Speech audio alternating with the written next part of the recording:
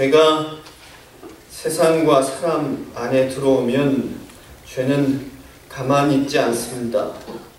우선은 영혼을 장악합니다. 마치 주인인 양 우리의 영혼을 장악하고 그리고는 우리의 생각을 사로잡아 들어갑니다.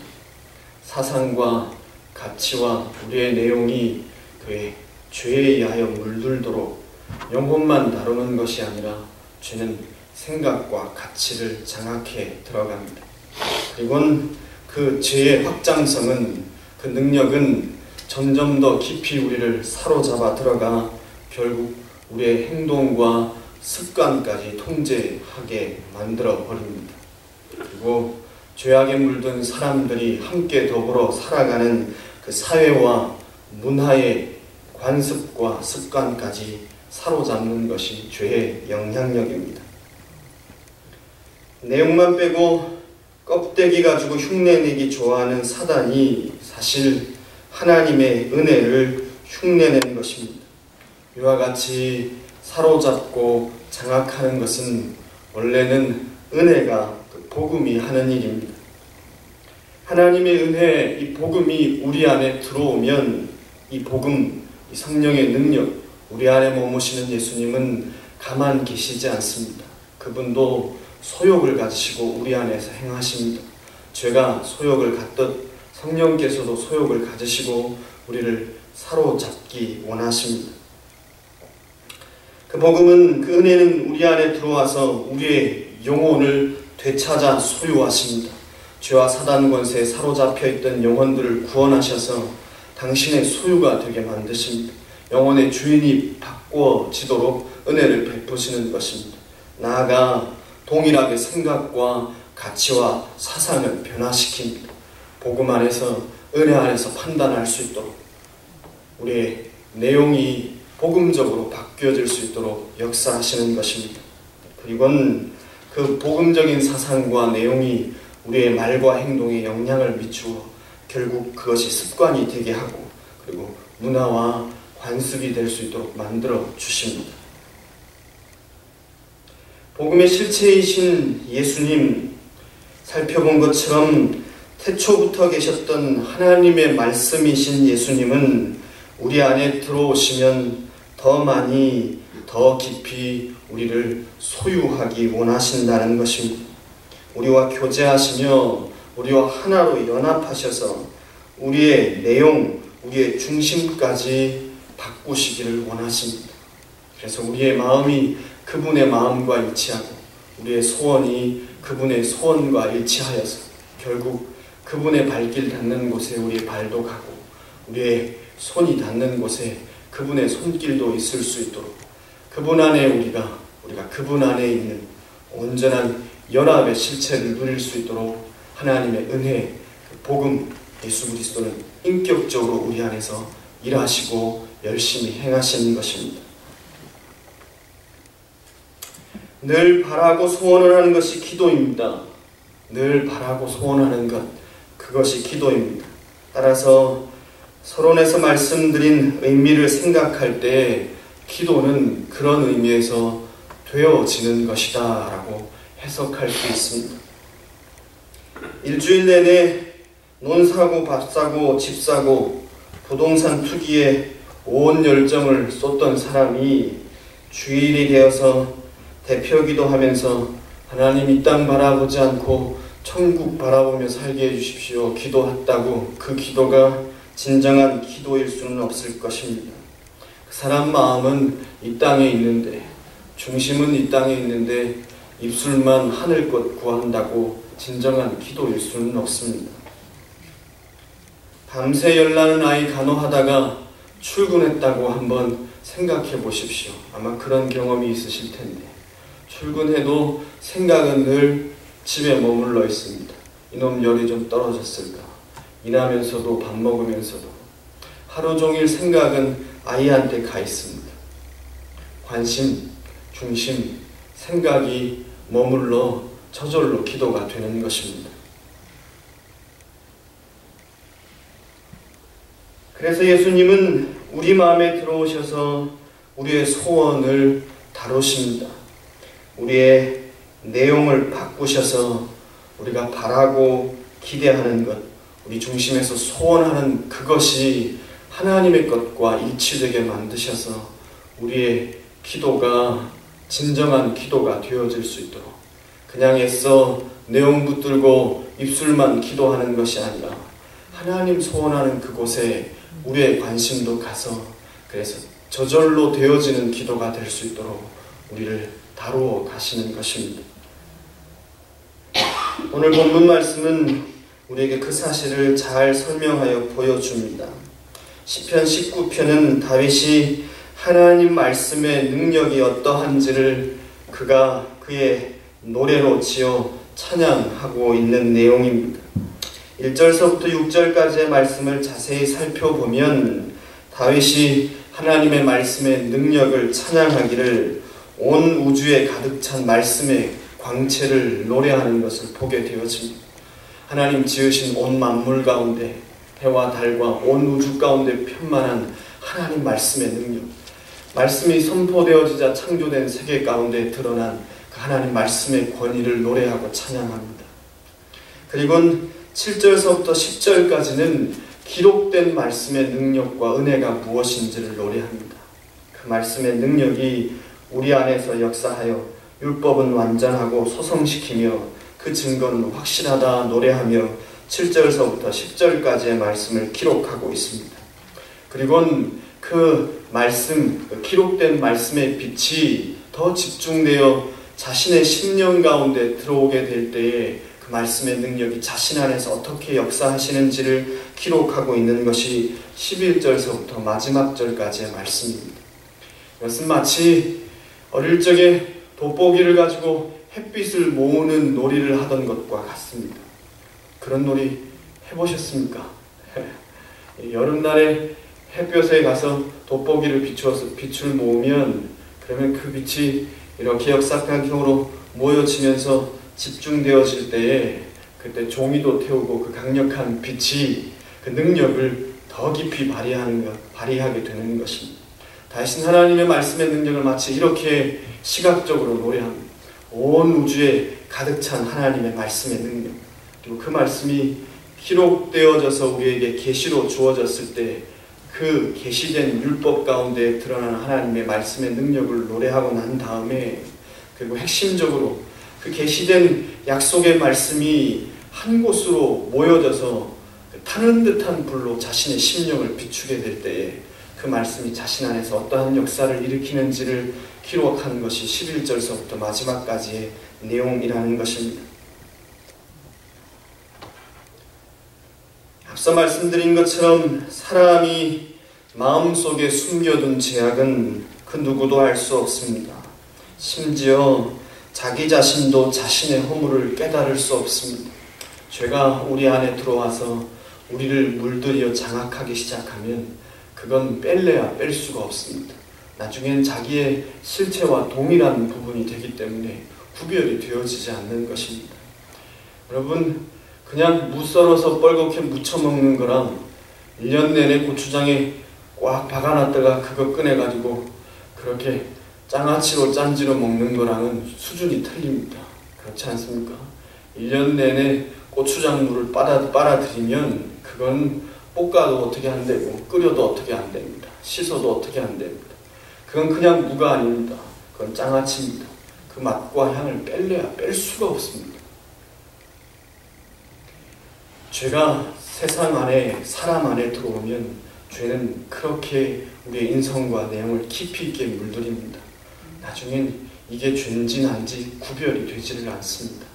그래서 우리 스스로의 힘으로는 거기서 벗어날 수 없을 뿐만 아니라 그것 분별할 수도 없는 것입니다. 정확히 말하면 자신의 허물을 볼 수 없는 것 자체가 인생이 가진 가장 큰 영적인 문제라는 말씀입니다. 죄에 대한 형벌은 이후에 심판대 앞에서만 주어지는 것이 아닙니다.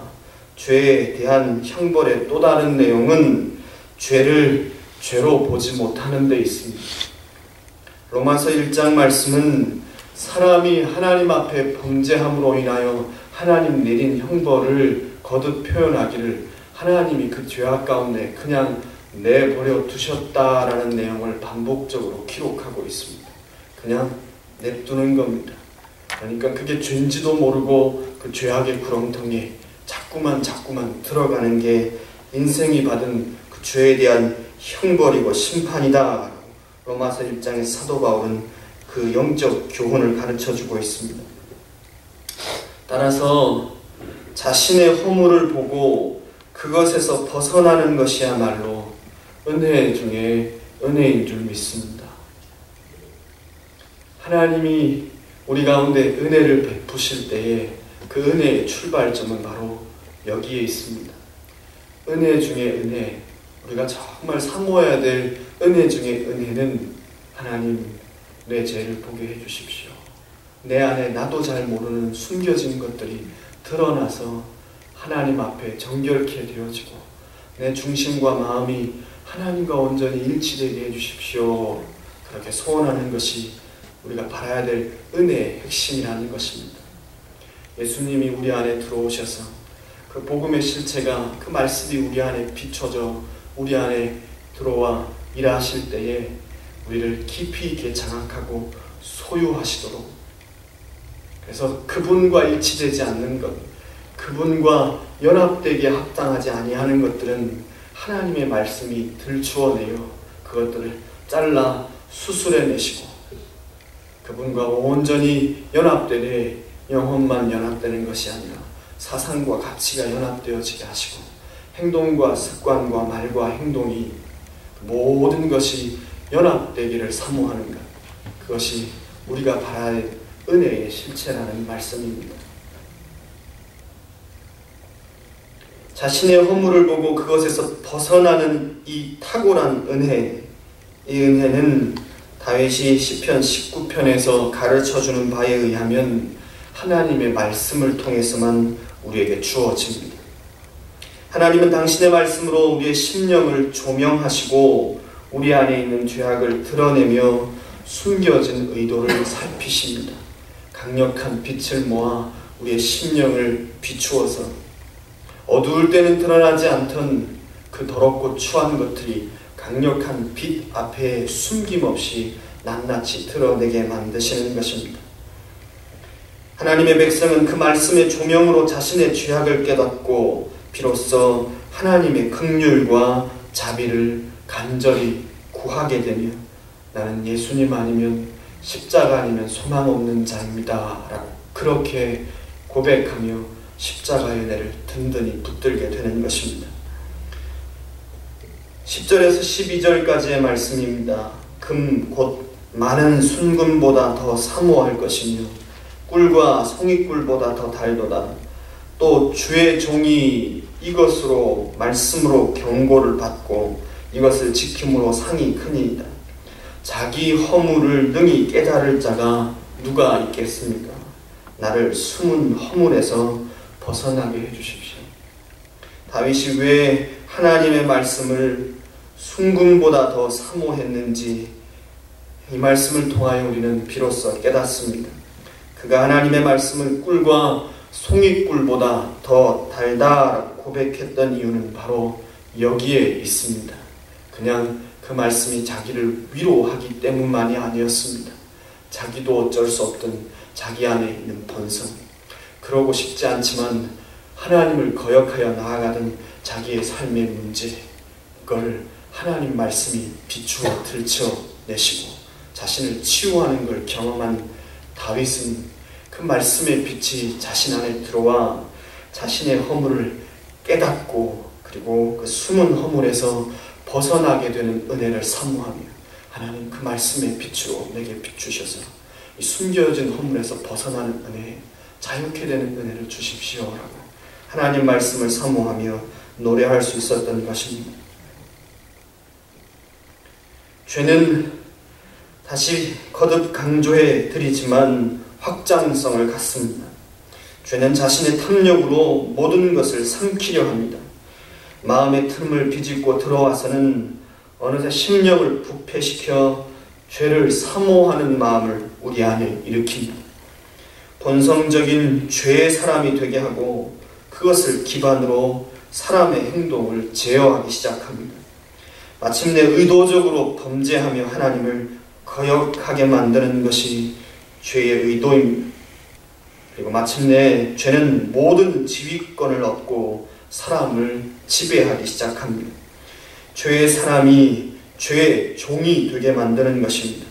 말과 행동을, 체질과 삶을 사단의 것으로, 죄의 것과 닮은 것으로 변화시킵니다. 그 사람이 살아가는 세상, 문화, 정치, 경제 모든 것을 장악하여 자기 것으로 만들고 싶어하는 것이 죄의 속성이고 죄에 대해서 역사하는 사단의 욕심입니다. 그래서 예수님은 죄를 짓는 자마다 죄의 종이다라고 요한복음 8장에서 분명히 밝혀주셨습니다.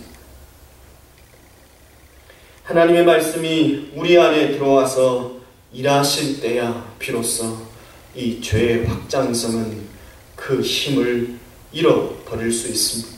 하나님의 말씀, 인격이신 예수 그리스도, 태초부터 계셨던 그 말씀이신, 말씀 자체이신 능력의 예수님이 우리 안에 들어와 죄의 소욕보다 더 강력하게 소욕을 가지시고 우리를 장악하기 원하셔서, 사로잡아 당신의 소유 삼기 원하셔서 일하시기 시작할 때 비로소 우리는 이 굴레에서, 이 결박에서 자유함을 얻기 시작합니다.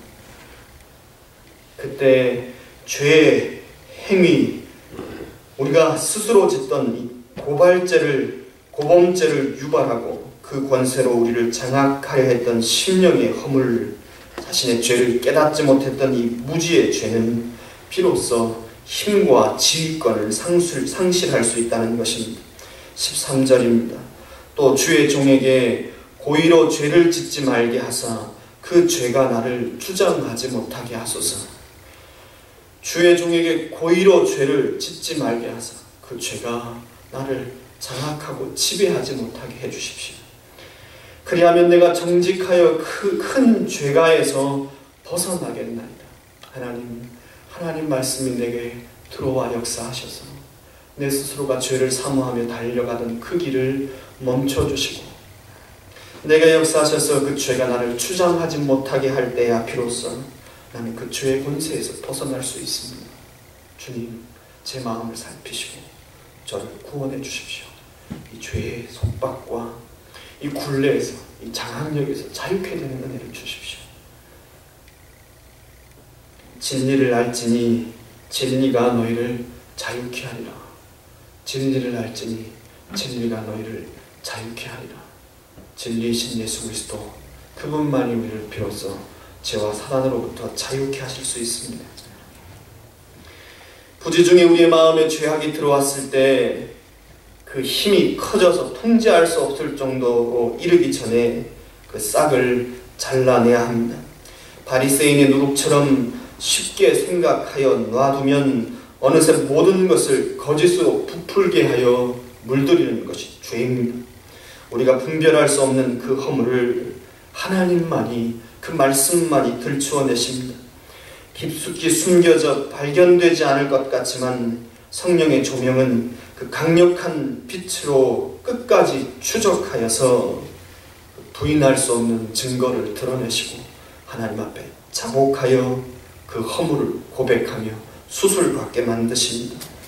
부끄럽고 때로는 괴롭고 내 체질에 맞지 않아서 힘겨울 때가 있지만 거룩하게 하시는 하나님의 사랑의 손길입니다. 입술의 말뿐만 아니라 마음의 묵상까지도 주님께 연락되기 원하는 하나님의 자녀라면 당장은 불편하지만 이 추적을 달게 받을 수밖에 없습니다.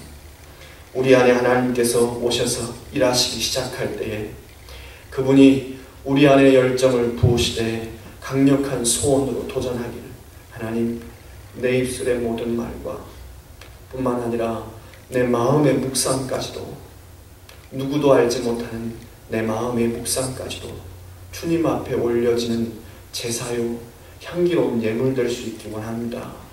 그렇게 소원을 일으키실 때에 우리는 비로소 하나님 말씀을 사모하며, 하나님, 내 중심이 주님께 드려지기 원하는데 그 말씀이 숨겨진 허물을 들추어내셔서 잘라 수술하게 해주십시오.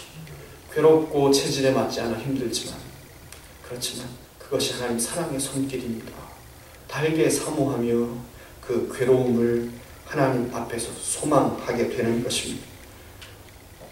말씀의 조명은 화들짝 놀랄 만큼 충격적일 때가 대부분입니다. 정결케 된 심령이 하나님 앞에서 그 상쾌함과 자유함을 얻으려면 우리는 이 충격을 사모해야 하는 것입니다. 다윗은 그래서 마지막 절에 이렇게 노래하며 하나님 앞에 소원을 아립니다. 나의 반석이시오 나의 구속자이신 여호와여, 내 입의 말과 마음의 묵상이 주님 앞에 연락되기를 원하나이다. 나의 반석이시고 나의 구속자이신 하나님, 내 입술의 말과 내 마음의 묵상이 주님 앞에 연락되기 원합니다. 시편 5편 1절은 이렇게 말씀을 기록합니다. 여호와여, 나의 말에 귀를 기울이시사 나의 심사를 통촉하소서. 여호와여, 내가 기도하며 주님 앞에 나아갈 때 내 말만 듣지 마시고 내 심사를, 내 중심을 통촉해 주십시오. 기도 이전에 기도를 위한 심령이 준비되함을 아는 시편 5편의 저자는 하나님은 우리의 말만 들으시는 분이 아니시고 우리의 마음을 분별하시는 분이심을 깨달으며 하나님, 내 말에 귀를 기울이사 나의 심사를 통촉하십시오 라고 기도하며 하나님 앞에 나아가고 있습니다. 내 말 들으시는 분일 뿐만 아니라 내 중심을 보시는 하나님, 내 말에 귀를 기울이시고 내 심사를 통촉해 주십시오. 기도 이전에 마음이 준비되는 것, 입술의 고백만 받으시는 것이 아니라 마음의 추구를 아시는 주님 앞에, 속일 수 없는 하나님 앞에 입술의 고백과 마음의 열망을 일치시키시는 것, 이것이 하나님이 우리에게 베푸시는 극진한 은혜 중에 은혜입니다. 말씀을 통해 다른 동기, 사람의 이유를 포기하고 하나님의 목적을 붙잡게 하시는 것입니다. 예수님이 겟세마네 동산에서 기도하셨듯이 괴롭지만 하나님의 뜻을 추구하게 만드시는 것이 기도 가운데 하나님이 우리 가운데 베푸시는 은혜 중에 은혜입니다. 매일의 삶에 있어서 진리의 말씀으로 우리를 거룩해 하는 작업들을 쉬지 않는 은혜가 저와 여러분들에게 있기를 주님의 이름으로 축원드립니다. 처음 복음의 빛이 우리를 비추실 때 그랬듯이 늘 여전히 우리의 마음과 행동을 하나님의 말씀으로 비추셔서 점검하시고 하나님 자녀된 우리에게 합당치 아니한 것, 그분과 연합되어 하나 되는 기쁨을 누리는데 온전치 아니한 것들을 잘라내어 수술받는 은혜가 저와 여러분들에게 있기를 소원합니다. 말씀을 사모하며 예배의 자리에 나아갈 때마다 하나님, 이 말씀이 오늘도 제 심령을 강력하게 비추어 주셔서 나도 모르는 것, 숨겨진 것이 낱낱이 드러나게 해주십시오. 내가 왜 분노하는지, 내가 왜 때때로 마음이 허전한지,